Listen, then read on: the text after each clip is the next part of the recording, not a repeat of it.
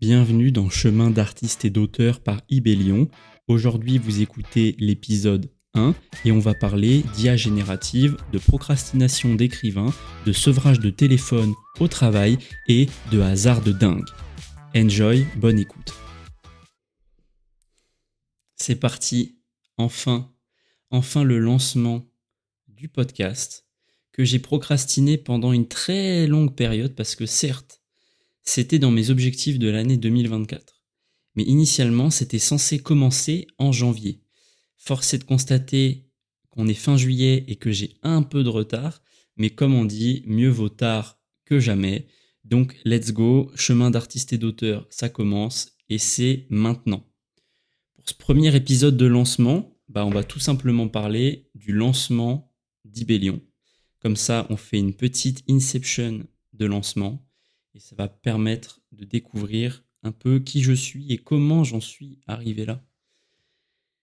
La première question que vous vous posez est évidemment celle de savoir pourquoi Ibellion, et ça, je vous le dirai à la fin. Avant ça, vous allez devoir subir ma voix pendant... Ah, j'aime bien parler, donc il y a moyen que ça dure une petite demi-heure quand même. Donc enjoy. La création d'Ibellion, c'est un sujet très intéressant et officiellement, on dira que la naissance d'Ibellion, c'est mars 2023. Je pense que c'est la date de création de mon compte Twitter, c'est sûr. La date de création de mon compte Instagram remonte peut-être à février 2023, mais à l'époque, j'avais peur de poster, donc on va dire que la date officielle de naissance d'Ibellion, c'est mars 2023. Donc ça fait à peu près 1 an et demi, grosso modo, que je partage ça sur les réseaux. Mais, c'est un processus qui a été bien plus long que ça, et en fait, ça vient de bien plus loin que ça. Le départ, je dirais que c'est mi-2020, à la fin du Covid, en fait. À la fin du Covid, quand je me remets à écrire. Et la manière dont je me remets à écrire est assez marrante. Moi, je suis ingénieur de base, et en juin 2020, après le Covid, je prends un nouveau poste dans un nouvel endroit. Et la particularité du bail, c'est que j'ai, sur mes temps de pause, ni accès à mon téléphone et pas accès non plus à Internet. Je peux vous dire que ça change pas mal de choses. Ça fait un sacré sevrage et ça te met une légère claque quand même au début. Parce qu'en fait, j'étais pas du tout habitué, quoi. Et donc, je me retrouve dans cette situation où je suis censé pendant 8 heures faire mon taf. Évidemment, tu le fais, mais il y a des moments où tu as des pauses. Pendant ces pauses-là, moi, j'avais l'habitude de scroller mon téléphone, pour faire simple. Et là, je peux pas le faire. Bon, d'aucuns me diraient que j'ai qu'à aller parler à mes collègues, d'autant que je les connaissais pas à l'époque. Oui, certes, je l'ai fait, j'adore le faire, mais j'ai un petit côté introverti et il y a des moments où moi, j'aime bien prendre du temps pour moi, même sur mes temps de pause, j'aime bien être tout seul avec moi-même et voilà. Et donc, ces moments-là, je peux pas les passer à regarder mon téléphone. J'ai rien à faire. Voilà. J'étais. Franchement, j'avais pas connu ça depuis un moment. Et je me mets à regarder par la fenêtre, du coup. J'ai rien d'autre à faire. Donc je regarde par la fenêtre et je me perds. Bon, heureusement, j'ai un cadre assez sympa, donc le paysage est joli. Il y a des oiseaux, il y a des arbres, il y a du soleil, du ciel bleu. Voilà, c'est assez sympa, quoi. Et je regarde. Et là, mon esprit vagabonde. Et là, je me mets à avoir des idées. Des idées d'histoire, de personnages. Ça faisait très longtemps. Ça faisait depuis que j'étais enfant, je dirais, que j'avais pas eu des idées comme ça. Et plutôt que de rien faire et de garder ces idées dans ma tête, je me dis, je vais les noter sur un papier. Et ça, ces papiers-là, si je les retrouve un jour, c'est les premières marques des histoires de mon renouveau d'écrivain, je dirais. Donc la leçon de tout ça, c'est que si vous pensez être créatif, ou même si vous pensez ne pas être créatif, je vous conseille un peu de sevrage de téléphone, un peu de sevrage d'internet, et je peux vous dire que même une journée de 8 heures sans ça, Des idées, vous allez en avoir un bon paquet. Voilà. Et donc, à ce moment-là, se lance un processus très long parce que j'ai peur, en fait. J'écris très peu, j'écris des choses assez floues, ça reste quand même pas mal dans ma tête, puisque j'arrive pas à concrétiser tout ce que j'ai en tête et à le rendre réel. Euh, et c'est finalement assez frustrant. J'avance suffisamment pour me dire que j'avance, mais pas assez pour avoir l'impression à la fin qu'il y a quelque chose de concret qui se passe. Et tout ça, ça dure à peu près jusqu'en janvier 2023. Donc, il me faut quand même quasiment 3 ans pour commencer à me dire, putain, mais qu'est-ce que tu fais, Sam, quoi? Qu'est-ce que tu fais? Et en je dis janvier 2023 parce que moi, je fais partie des gens qui, à la fin de l'année, font un bilan de leur année et qui définissent les objectifs de leur année à venir. C'est une bonne manière de se voir avancer et d'évoluer. Et en janvier 2023, j'ai vraiment envie d'avancer. J'ai vraiment envie qu'il y ait quelque chose qui se passe, quoi. J'ai une phrase qui tourne en boucle dans ma tête, qui vient d'un son de l'UJPK qui dit te crois pas libre parce qu'il y a assez de place pour courir dans ta cage. C'est vraiment ce que je ressens à l'époque. Euh, j'ai l'impression d'avoir du temps pour faire des trucs, mais je ne mets jamais ce temps, euh, enfin, je l'utilise jamais à bon escient, pardon. Donc à ce moment-là, je décide de professionnaliser en fait mon approche de l'écriture. Je me dis ça peut pas durer comme ça à noter des idées à droite à gauche dans un cahier puis dans un autre parce que tu as oublié le premier cahier, puis d'écrire 300 mots et de se dire ah ouais, c'est bon, là j'ai écrit pour 3 semaines, puis rien tracer en fait. T'avances pas quoi, t'avances pas. Et donc à ce moment-là, je décide de professionnaliser mon approche de l'écriture et là ça sera un vrai tournant. Je me mets vraiment à écrire et c'est à partir de là que mes vrais premiers manuscrits commence à voir le jour, quoi. Donc, heureusement que j'ai fait ce travail d'introspection, heureusement que je me suis posé les questions en me disant où est-ce que je veux aller et maintenant que je sais où je veux aller, comment j'y vais, quoi. Comment j'y vais. Et on est en janvier 2023, j'avance sur cette professionnalisation de l'écriture. Moi, j'ai un grand rêve, j'ai beaucoup d'images en tête en fait. Donc mon grand rêve, c'est de voir quelque part toutes mes histoires. Et je ne sais vraiment plus comment, mais il y a un moment où je découvre, là, c'est hasard de dingue, comme dirait l'autre, vraiment hasard de dingue. Je découvre euh, l'IA générative. Et en fait, cette IA générative, elle va quasiment tout changer pour moi. Parce que ça faisait très longtemps que j'avais pas ressenti ce truc de jeu et de possibilités infinies de la créativité. C'est la première fois que j'arrive à mettre des images sur ce que j'ai en tête. C'est la première fois que j'arrive à mettre des images sur mes histoires. C'est la première fois que j'arrive à leur donner une vie qui n'est pas dans ma tête, quoi. Et j'adore ce que je fais. J'adore ce que je fais. Je trouve ça trop beau, tu vois. Donc, je me dis, putain, mais est-ce que je commencerais pas pourquoi je le partagerais pas? Des images, c'est joli, ça plaira peut-être à une, deux, trois, quatre personnes, tu vois, sait-on jamais. Et à ce moment-là, en vrai, je suis pas mal bercé par le Web3. Je m'intéresse beaucoup, notamment à la techno des NFT, que je trouve vraiment génial. Euh, je suis fasciné par ça, j'ai envie de le comprendre, quoi. Et je me dis, putain, est-ce que je ferais pas de l'art avec ce que je fais, quoi? Avec ces images, ces illustrations, baquées par ces histoires en plus, qui représentent un univers, celui que j'ai dans ma tête. C'est dommage de ne pas le partager, quoi.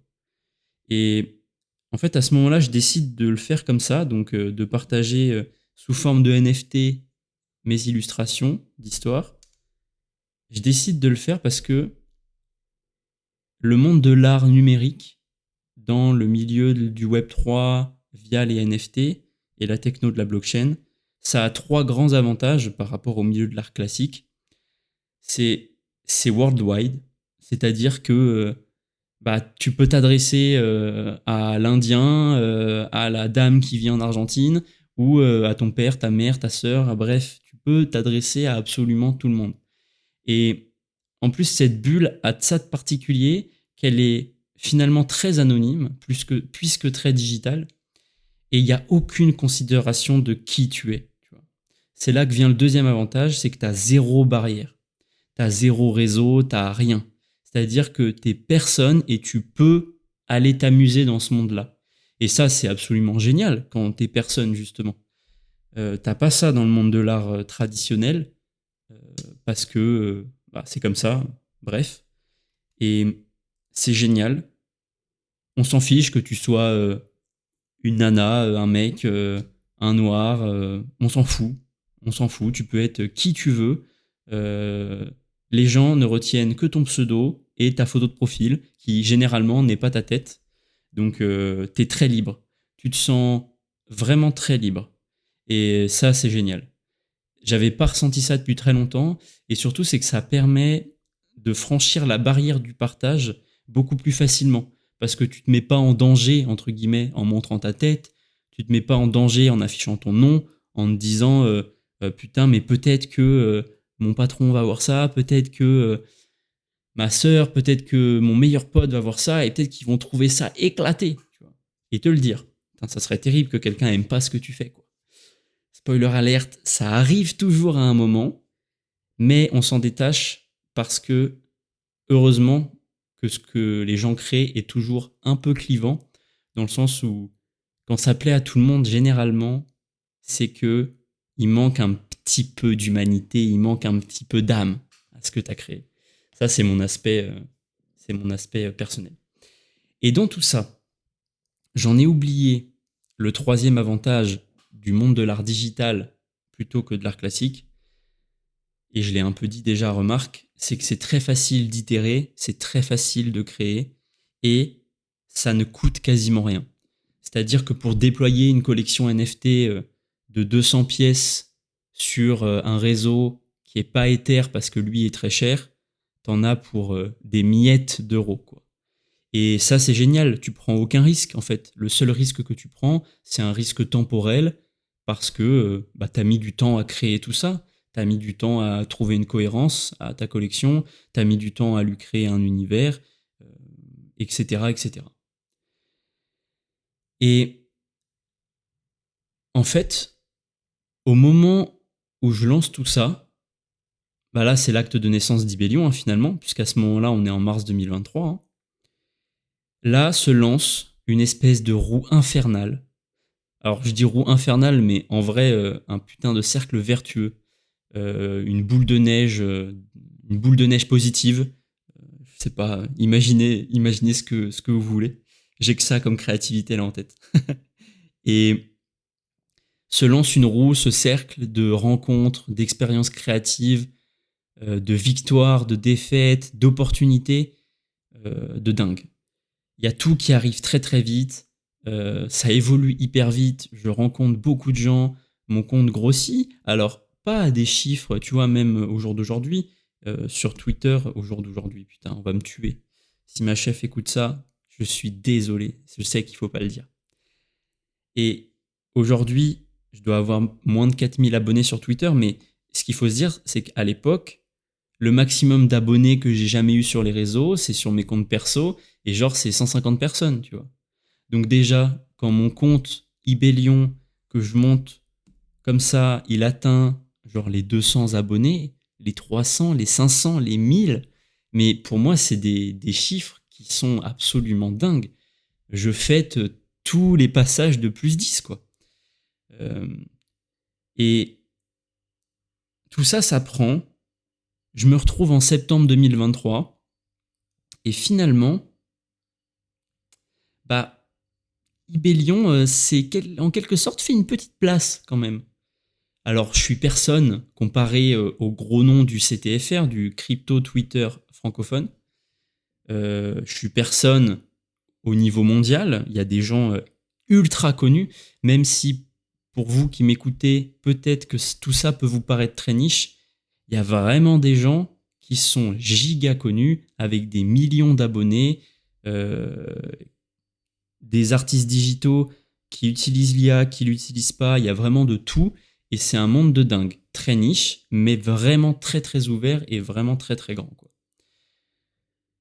Donc je me retrouve en septembre, j'ai une petite audience et j'ai déjà pas mal de belles petites victoires en fait.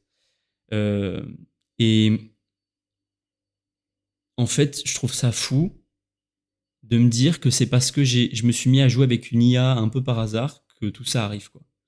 Vraiment hasard de dingue. Et j'adore cette notion de hasard en fait.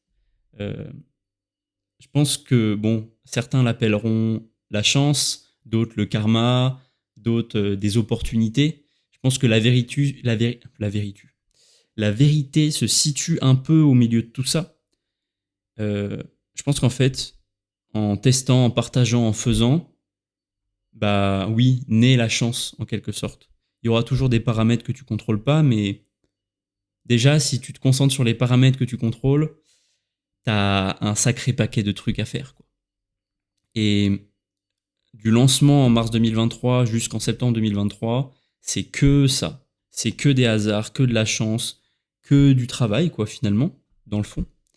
Et c'est fou. Donc, partagez. Toujours partager. Toujours essayer. Tester. Vous ne le regretterez absolument jamais. On dit de manière toujours un peu bateau qu'il vaut mieux avoir des remords que des regrets. J'espère que je le dis dans le bon sens, mais je pense que c'est vraiment très vrai. Et c'est dommage de passer sa vie à se dire ouais, mais j'aurais pu faire ça, je l'ai pas fait parce que les croisés, tu connais. Donc faites, amusez-vous.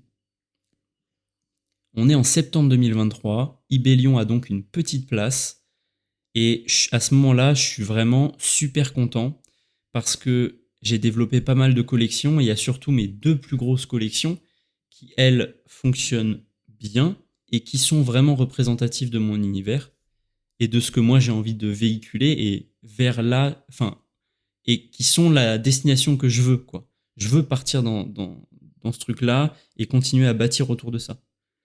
La première collection, elle s'appelle YB City, et en fait, c'est une collection, une ville avec des animaux anthropomorphes qui la peuplent. Ils ont tous des histoires plus débiles les unes que les autres, qui sont bourrées de références à la vie réelle. On va retrouver un petit poussin baron du crime qui s'appelle Don Poussino, dont l'ennemi ultime est Tony Monkina. On va retrouver une renarde espionne. On va retrouver un réalisateur qui s'appelle Alfred Orantino, qui est un réalisateur de blockbuster, etc., etc. Cette collection, elle représente vraiment la quintessence de ce que j'ai envie d'avoir dans mes collections. Des illustrations, des histoires et tout un univers qui se bâtit autour. Et la deuxième collection, c'est les Samurai Animals. Celle-là, c'est ma collection de cœur. Je pourrais pas décrire l'amour que je porte à cette collection tellement il est fort. Et j'en parlerai beaucoup plus en profondeur plus tard parce qu'il y a beaucoup d'inspirations qui viennent de tout ce que j'aime, de tout ce que j'ai vu, de tout ce que j'ai lu, tout ce que j'ai écouté. Et ça depuis tout petit. Euh, ouais, cette collection, elle a vraiment une place particulière dans mon cœur. C'est assez basiquement des animaux, samouraïs, dans des couleurs. Donc il y a des arcs-en-ciel, des dorés, des rouges, des verts, des bleus, des violets. Et voilà. Ils ont des petits noms, ils ont des histoires qui vont se développer au fur et à mesure. Et la vision que j'ai de cette collection, elle est folle. Elle est folle, j'ai beaucoup de choses en tête. Et là, je suis en train d'y penser, donc je vais arrêter et j'en parlerai plus tard. Et je vais reprendre le fil de mon épisode de lancement sans faire trop de digressions. Mais ces deux collections, je les aime parce que elles sont des histoires. Elles sont des histoires illustrées. Et moi, j'aime écrire, en fait. J'aime écrire. Certes, je suis là parce que je me suis mis à utiliser l'IA. Et d'ailleurs, quand j'y repense, j'ai commencé à utiliser l'IA. Et puis en fait, tout de suite, tu te retrouves happé dans ton processus créatif par plein de choses. Tu te dis, putain, ok, il y a ça, mais là, il manque un petit détail. Ça serait bien que je puisse redessiner. Donc, paf, je m'achète une tablette graphique. Puis d'abord, tu travailles sur Krita parce que c'est gratuit. Mais tout de suite, tu te dis, ah putain, ouais, j'ai quand même pas mal de retouches à faire. Et Krita, bon, voilà, c'est bien, mais c'est pas si performant. Donc là, baf, tout de suite, tu prends Photoshop. Et alors là, t'en as pour des mois de découverte, d'automatisation de tes process, de tes idées. C'est absolument dingue tout ce que tu peux faire sur Photoshop. J'y passe des heures et j'adore ça. Maintenant, ça fait partie de mon processus créatif. Et d'ailleurs, là, tout récemment, je me suis mangé 13 heures de formation Blender, qui est un logiciel 3D, parce qu'en fait, très logiquement, tu as tout de suite envie d'explorer d'autres médiums. Tu te dis, bon, ok, j'ai tout fait en 2D, est-ce que maintenant je peux pas essayer de twister un peu le tout, tu vois? Je dis ça, bientôt je vais me mettre à la musique ou à la vidéo, et puis ça choquera personne, parce que de toute manière, je pense que dans ma vie, j'explorerai absolument tout ce que je peux explorer. C'est ça qui fait la beauté de la créativité aussi. Bref, j'avais dit que je faisais 1, 2, 3. J'avais dit que je ferais pas de digression, évidemment j'en fais, mais ces collections, je les aime parce que ce sont des histoires, parce que dedans, il y a tout mon processus créatif, et moi, surtout, j'aime écrire. Donc, à ce moment-là, j'ai très envie de réussir à publier un livre. C'est vraiment un rêve de gosse. C'est un rêve qui est extrêmement dur à atteindre. Alors pour moi, peut-être pas pour d'autres, mais pour moi, c'est un rêve qui est extrêmement dur à atteindre parce qu'il nécessite un tas d'étapes qui sont fondamentales, obligatoires et pas toujours très ragoûtantes. La première, c'est évidemment d'avoir une idée. Celle-là, c'est presque la plus facile. La seconde, c'est d'écrire. Et je dis d'écrire, mais d'écrire jusqu'à la fin, jusqu'au dernier point. Et Dieu sait qu'il y a des passages qui sont compliqués à écrire, parce que parfois on n'est pas inspiré, et c'est compliqué, mais il faut finir. Il faut que tout soit cohérent, il faut que tout ce qu'on ait en tête soit sur le papier, il faut que le lecteur comprenne ou comprenne pas, en fonction de comment on aime transmettre nos idées. Et la troisième étape, et c'est à partir de là que ça devient vraiment un enfer, c'est toute la partie correction, relecture. Et quatrième étape, la publication, je dirais. Euh, Mise en page, couverture, distribution. Est-ce que je m'auto-édite? Est-ce que je trouve une maison d'édition? Est-ce que je fais une version, deux versions, une version collector, une prévente, pas une prévente? Bref. En gros, quand tu as fini la deuxième étape en finissant d'écrire, tu es à 50% du chemin et t'as pas envie de faire les 50%, les 50% qui restent parce que bah, c'est pas le plus fun, quoi. Quand tu es créatif, généralement, tout le process autour, un peu administratif, c'est pas forcément ce qu'on aime. Moi, j'ai ce rêve. En septembre 2023, j'ai un manuscrit que je viens de finir. Un manuscrit de l'univers de Visto, qui est mon Lord of the Ring, on va dire,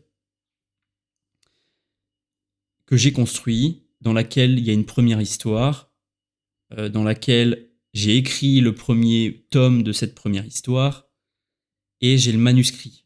Il n'est pas corrigé par une correctrice professionnelle, mais j'ai le manuscrit. Donc je suis pas loin, tu vois, je pourrais lancer l'auto-édition via KDP, et hop, j'aurai mon premier livre publié. Mais là, hasard de dingue, encore une fois, ça sera le thème de cet épisode, lancement / hasard de dingue. À ce moment-là, en fait, je rencontre Nab qui se reconnaîtra et il me demande d'écrire un livre, une trilogie même. Et donc à ce moment-là, l'artiste Ibellion existe déjà, mais l'écrivain s'apprête à naître. La deuxième facette finalement de la même pièce, hein, parce que l'écriture, l'art, tout ça, tu peux l'englober dans la créativité et c'est finalement ce que moi j'aime le plus. Et je pense que ce qu'il faut retenir de tout ça, c'est que les belles choses prennent du temps Et l'écriture, c'est ça. Malheureusement, c'est un processus qui est très long, mais c'est aussi pour ça qu'on l'aime. On est hyper satisfait du résultat, on est hyper fier parce que c'est vraiment notre essence, quoi. C'est aussi d'ailleurs une des raisons pour lesquelles j'aime accompagner les écrivains qui sont bloqués. J'ai envie qu'ils ressentent cette fierté d'avoir fini. Moi, j'ai pas envie. Je suis évidemment très fier des gens que j'accompagne quand ils réussissent, mais dans le fond, le plus beau sentiment, c'est quand eux sont fiers de ce qu'ils ont réussi à accomplir, quoi. Bref, parenthèse fermée. Tout ça mis en parallèle, nous voilà en juillet. Enfin, ouais, en vrai, on a lancé les préventes du livre en juin 2024. Donc on va dire, nous voilà en juin 2024. On gagne un petit mois, c'est à peine plus stylé. Nous voilà en juin 2024 avec la publication du premier livre. Donc là, on l'a fait avec un système de prévente et on le distribuera en septembre. Et voilà, c'est le premier livre que je publie, pas le premier que j'écris, puisque comme je vous disais, il y avait déjà des manuscrits avant, mais le premier que je publie. Et je vous raconterai toute la genèse et tous les hasards de dingue qu'il y a autour de ce livre, parce qu'il y en a beaucoup. Mais je vous raconterai tout ça plus tard. Ce qu'il faut que vous reteniez, c'est que partager, tester et les opportunités et les plus belles choses qui vous arriveront, bah, elles ne sont pas dans votre plan que vous avez imaginé dans votre tête. Et donc voilà, on est en juillet 2024. Tout ça mis en parallèle, j'ai un livre qui est sorti, j'ai une tonne de collections histoires dont je suis très fier. Et là, vous commencez à vous en rendre compte, mais tout ça, j'en ai jamais parlé à personne. Ibellion, je l'ai fait travailler depuis mars 2023. J'y ai passé tous les jours de ma vie, tous les matins, tous les soirs quand je travaillais, tous les week-ends, matin, midi, soir quand je travaillais pas, en vacances, pareil, aux grandes dames de notamment ma famille qui me voit enfermé devant mon ordinateur, même quand il fait super beau l'été. Mais j'adore tellement ça que je ne peux pas m'en passer et je fais tout ça dans mon coin. Pourquoi dans mon coin? Bah, gros syndrome de l'imposteur. En fait, je me posais la question de mais pourquoi moi je pourrais être artiste, pourquoi moi je pourrais être écrivain. Après tout, je suis ingénieur. Ce qu'on m'a appris, c'est la rigueur, c'est l'efficacité, être capable d'intégrer de nouveaux sujets très vite à mon processus mental pour pouvoir les répéter, les apprendre, les transmettre, etc. Sauf que, encore une fois, hasard de dingue, bah en fait, avec tout ce que j'ai fait, je commence à rencontrer des gens qui sont intéressés en fait par, euh, par ce que tu fais. Et donc parfois, il y a des moments où tu as besoin d'en parler. Et en juillet 2024, je discute pas tout seul, mais je discute avec un gars avec qui je me connecte sur LinkedIn. Et là, je me dis, ok, non, mais c'est bon en fait. Là, c'est le moment, il faut le partager à tout le monde, quoi. Et donc, la révélation est faite au grand monde. Je vainc mon syndrome de l'imposteur. Et ce qui est absolument dingue, c'est qu'en fait, ça n'a pas changé grand-chose à ma vie. On a souvent tendance à penser qu'on est le héros principal de la vie. Alors, on est le héros principal de notre vie, en tout cas, je vous le souhaite, mais on n'est clairement pas le héros principal de la vie de tous les autres êtres humains qui sont sur cette terre. Donc généralement, les gens sont très contents pour vous, ils sont admiratifs des projets que vous pouvez conduire, pour une certaine partie, ils vous féliciteront, ils vous encourageront, et ça fait très chaud au cœur. L'extrême majorité des gens, ils vous donnent un peu de force et puis ils passent à autre chose parce qu'ils ont autre chose à faire, et c'est bien, il n'y a pas de problème. Et peut-être une toute petite partie ont soit une curiosité un peu malsaine, ou soit sont carrément méchants. Mais en fait, ça, c'est tellement minime que ça efface tout le reste. Enfin, au contraire, c'est tellement minime que ça se fait effacer par tout le reste, pardon. Parce que sinon c'est pas bon. Donc la conclusion, c'est qu'il faut faire les choses pour nous, parce que comme ça, c'est le kiff, quoi. Comme ça, c'est le kiff. Voilà, voilà. Que dire de plus? À part que finalement, la conclusion, c'est hasard de dingue, quoi. Hasard de dingue. Et ah bah si quand même. Pourquoi Ibellion?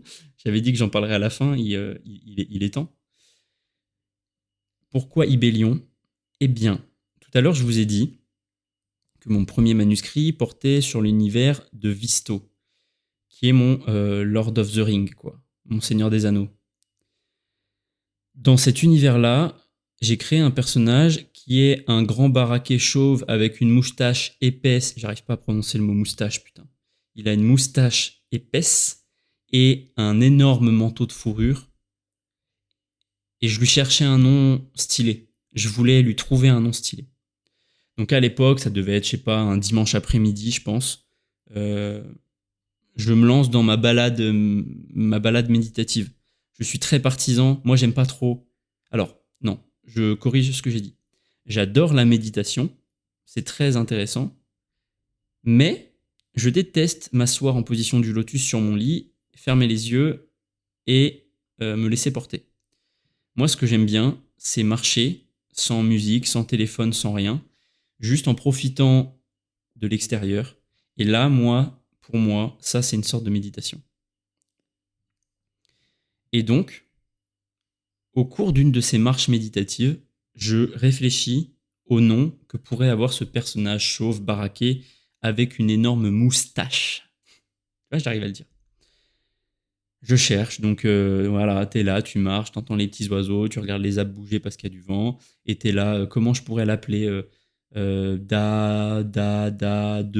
di, l'obélion, bi, da, don, ah, dombé, dombélion. Il y a un moment, ça te frappe comme la foudre. Là, vous voyez, j'ai essayé de vous reproduire ce processus. En pratique, ça se passe pas comme ça parce que c'est irreproductible. Mais à un moment, ça te frappe comme la foudre, t'as ce mot qui passe dans ta tête, tu le dis à haute voix, et tu te dis « Ah ouais, c'est ça le nom que je veux pour mon personnage ». À ce moment-là, je sais que ce personnage, il va s'appeler Dombélion. Et au moment où je dois donner naissance à Ibellion, en mars 2023, donc pas mal de temps après, mine de rien, bah, je cherche un nom stylé, parce que j'ai pas envie de mettre Sam, parce que j'ai pas envie de mettre le nom que je portais sur League of Legends à l'époque, ou celui que je portais sur la Xbox à l'époque où je jouais à Call of, quoi. Donc, je cherche un nom stylé, mais Dombélion, même bien que je l'adore, je trouve que ça sonne pas trop pour moi. Ça colle pas trop à mon personnage. Moi, je suis un peu trop chétif et je mets pas assez de manteau de fourrure et j'ai pas une assez grosse moustache pour parler de tout ça. D'autant que j'ai envie d'avoir une voyelle parce qu'en fait, si vous voulez, Ibellion, je l'ai vraiment imaginé comme quelque chose qui regroupe plusieurs morceaux. Euh, L'art, les histoires, l'accompagnement que je peux faire avec les gens, la maison d'édition maintenant, dont j'ai pas du tout parlé, mais je parlerai plus tard. Tout ça, je veux que ça fasse partie d'un tout. Et donc, j'ai envie qu'il y ait cet aspect de collection club. J'ai envie qu'il y ait une sorte d'appartenance au projet. Donc, je veux un acronyme avec une voyelle parce que je trouvais que 3 consonnes, c'était pas top. Donc, ça tombe bien parce que les voyelles, c'est plus léger. Je trouve que ça donne un aspect moins brut, moins chevalier, costaud au nom. Dombélion devient donc, après avoir testé évidemment toutes les voyelles comme un débile, Ibellion. J'ai pas mis de I parce que le I majuscule peut être confondu avec un L et j'avais pas envie de m'appeler le Blélion. Voilà, c'était pas top, je trouvais. J'ai mis un Y, Ibellion en prononciation française. Petit fun fact auquel j'avais pas pensé, c'est évidemment que pour les Anglais, le Y se prononce Y. Donc on m'a pas mal appelé Y-Billion au début. Alors ça donne un petit cachet. C'est-à-dire qu'en s'appelant Y-Billion, il y a moyen que j'aille poser un couplet avec des grosses chaînes en or et que je demande à Cookie Lion de me produire. Mais maintenant, ils ont à peu près compris, donc ils m'appellent quand même Ibelion. Voilà. Voilà la naissance de ce nom. Il n'y a pas de signification particulière. Je pense qu'avec un peu de storytelling, j'arriverai à trouver un truc. Mais de me dire que c'est aussi simplement la raison, en fait, elle est très simple, c'est que je me suis remis à écrire et un des premiers personnages que j'ai inventé, il s'appelait Dombellion et finalement, Ibellion est l'extension et le symbole de ma professionnalisation et c'est le premier nom que j'ai trouvé, quoi. Donc, c'est le symbole de ma professionnalisation et aussi mon premier retour à l'écriture, ma première émancipation de mon côté très rigide d'ingénieur. Voilà. Voilà pour la genèse et la naissance d'Ibellion, qui est un projet. Alors, je l'appelle le projet Ibellion parce que j'y greffe plein de choses. Je travaille tout seul dessus pour l'instant, mais j'ai plein d'idées, j'ai plein de choses à vous partager. Je le ferai dans les prochains épisodes de podcast. Et pour conclure tout ça, je dirais 1. Hasard de dingue, et 2. Ce hasard-là ne l'est pas tellement, et je pense que vous avez tous beaucoup d'idées en tête de choses que vous pourriez faire. Et c'est très dommage qu'elles restent dans votre tête, parce que le monde y gagnerait probablement énormément si vous les partagiez. Donc, partagez, faites, profitez de tout ce qu'il en naîtra, parce que il naîtra beaucoup de choses de ces idées. Et enjoy, hein. La bise, à la prochaine.